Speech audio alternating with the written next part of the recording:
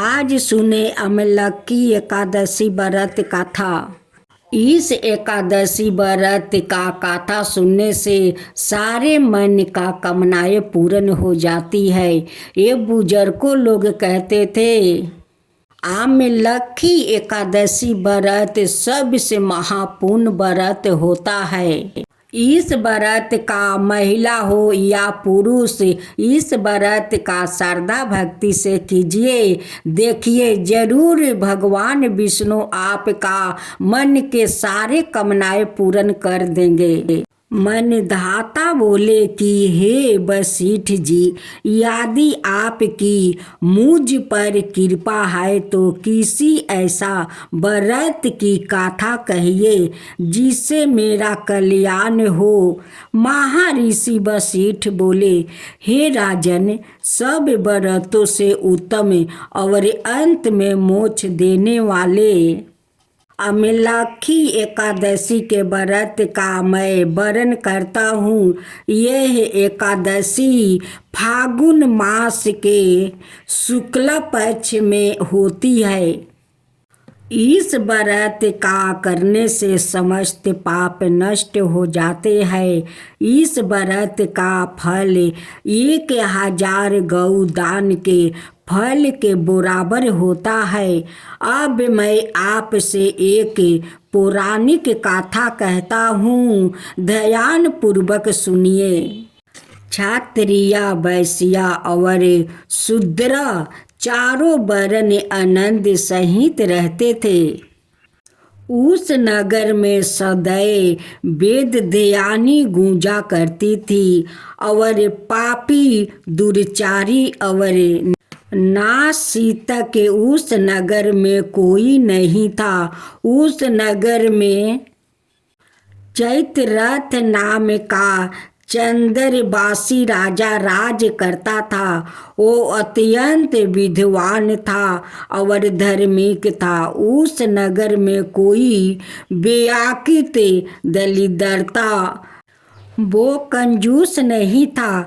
सभी नगरवासी विष्णु भक्त थे और एकादशी का व्रत किया करते थे। एक समय फागुन मास के शुक्ल पक्ष की अमलकी एकादशी व्रत आई। उस दिन राजा, प्रजा और बाल वृद्ध सबने हर्ष पूर्वक व्रत किया। राजा अपनी प्रजा के साथ मंदिर में जाकर पूर्ण कुंभ स्थापित करके धूप दीप नैवेद्य पंचरत्न आदि से धात्री अवले का पूजन करने लगे और इस प्रकार स्तुति करने लगे, हे धात्री, तुम ब्रह्म स्वरूप हो, तुम ब्रह्मा जी द्वारा उत्पन्न हुए हो और समस्त पापों का नाश करने वाले हो। तुमको मेरा नमस्कार है।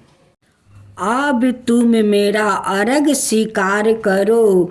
तुम श्री रामचंद्र जी द्वारा सम्मानित हो। मैं तुम्हारी प्रार्थना करता हूँ अतः तुम मेरे समस्त पापों को नष्ट करो।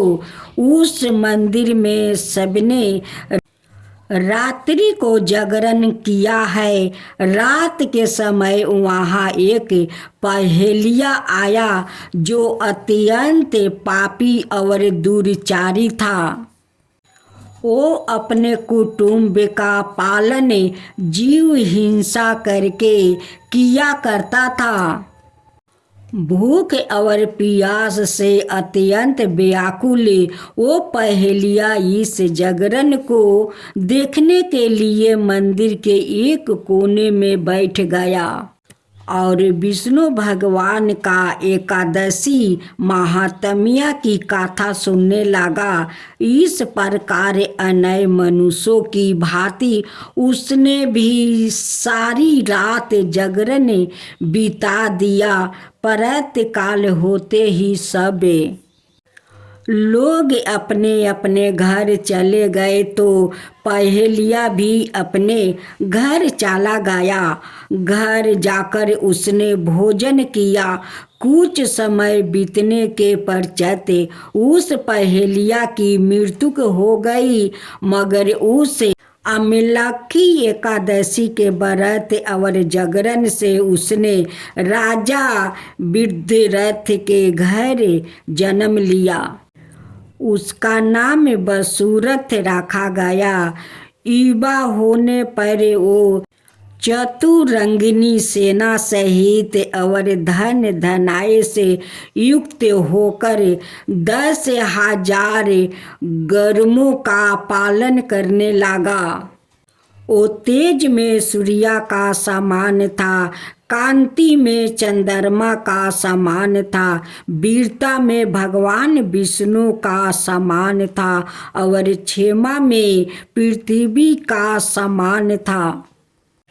वो अत्यंत धार्मिक, सत्यवादी, कर्मवीर एवं विष्णु भक्त था। वो प्रजा का समान भाव से पालन करता था। दान देना उसका नित्य का कर्तव्य था। एक दिन राजा शिकार खेलने के लिए गया।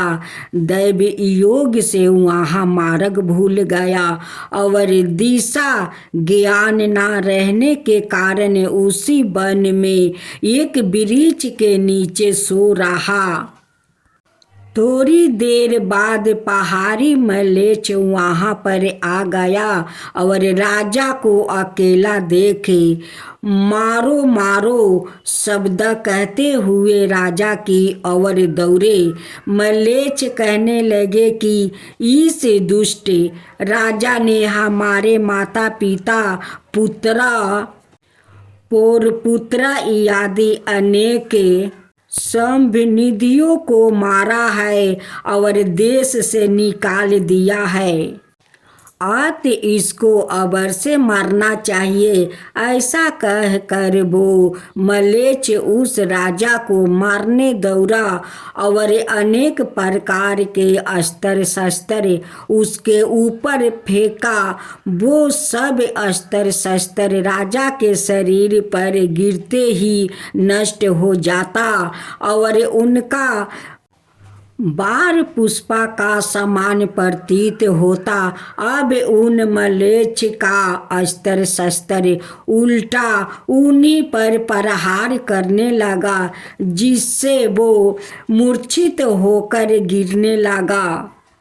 उसी समय राजा का शरीर से एक दिव्य स्त्री उत्पन्न हुई। वो स्त्री अत्यंत सुंदर होती हुए भी उसकी भूर किरीटी टेढ़ी थी। उसकी आँख से लाल लाल अग्नि निकल रही थी, जिससे वो दूसरों काल के समान प्रतीत होती थी।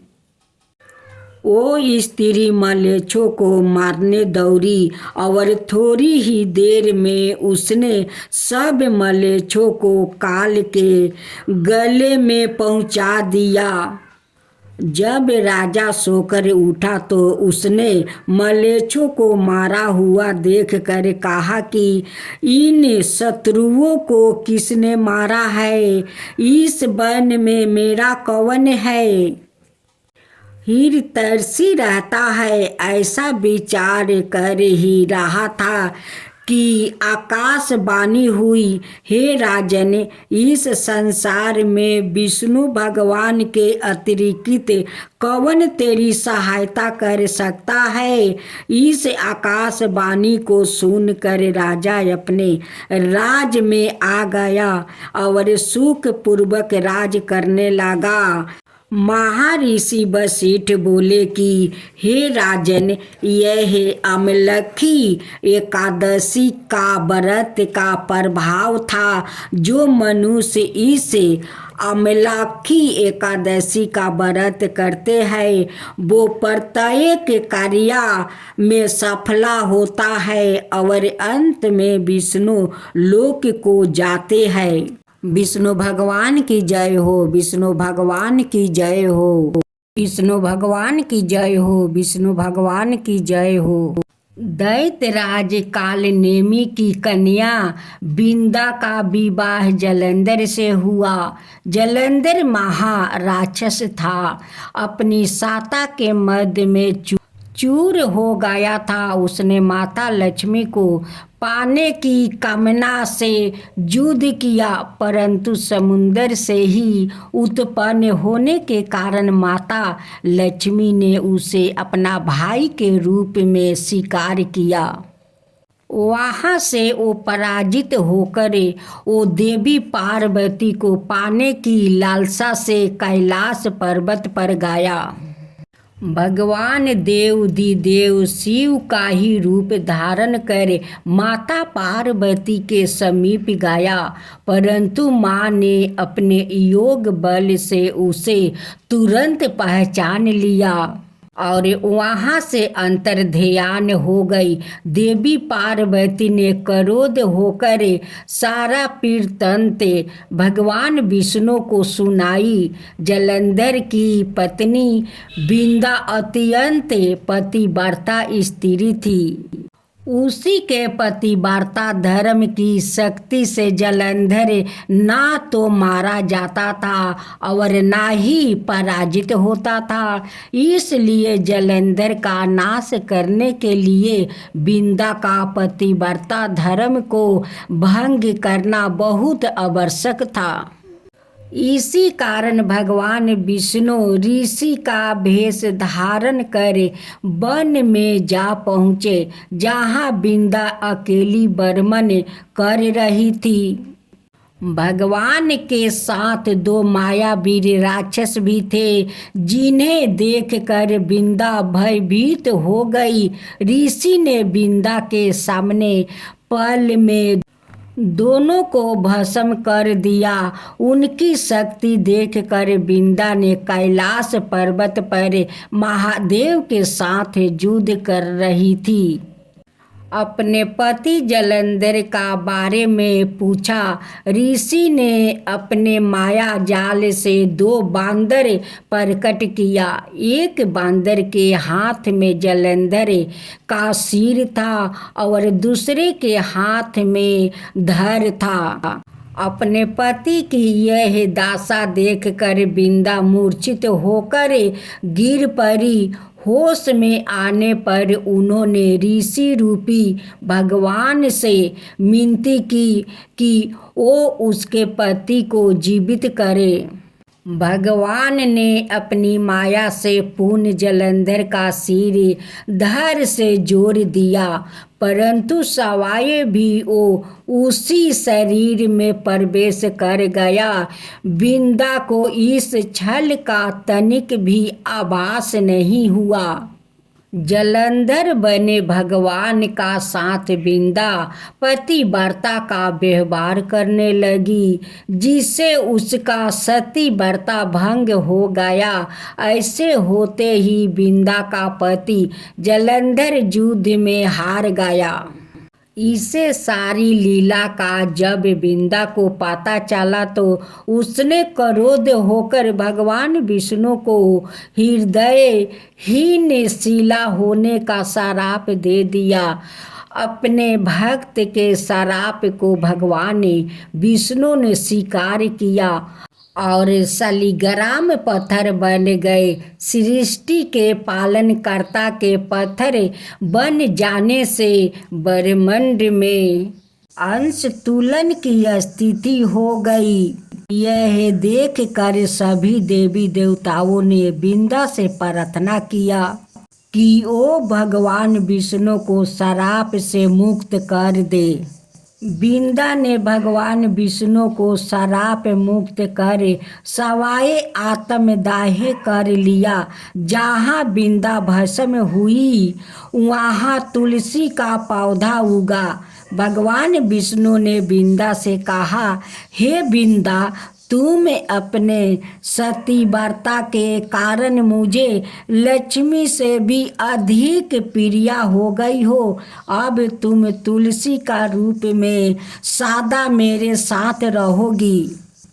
तब से हर साल कार्तिक महीने का देवउठानी एकादशी का दिन तुलसी विवाह के रूप में मनाया जाता है। जो मनुष्य भी मेरे शालिग्राम रूप के साथ तुलसी का विवाह कराएंगे उसे इस लोक और परलोक में विपुल यश प्राप्त होगा।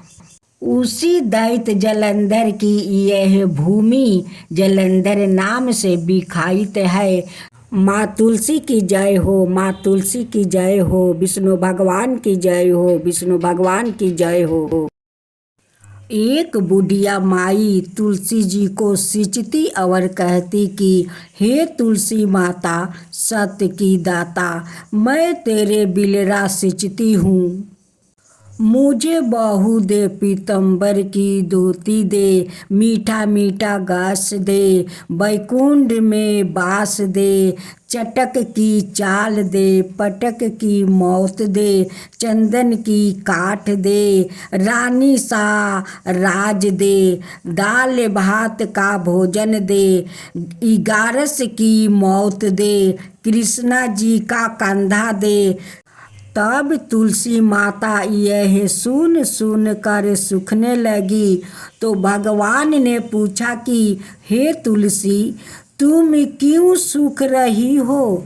तुलसी माता ने कहा कि एक बुढ़िया रोज आती है और यही बात कह जाती है, मैं सब बातें तो पूरा कर दूंगी, लेकिन कृष्णा का कंधा कहाँ से लाऊंगी?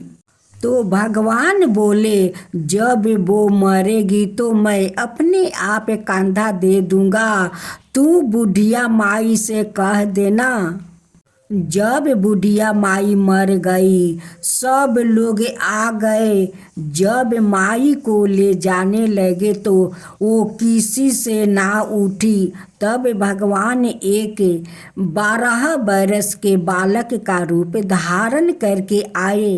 बालक ने कहा, मैं कान में एक बात कहूँगा तो बुढ़िया माई उठ जाएगी।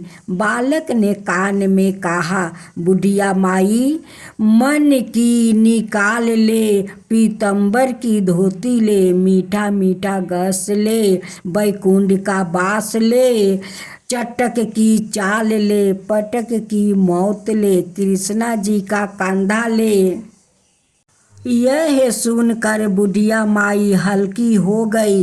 भगवान ने कंधा दिया और बुढ़िया माई को मुक्ति मिल गई। हे तुलसी माता, जैसे बुढ़िया माई को मुक्ति दी वैसे सबको देना।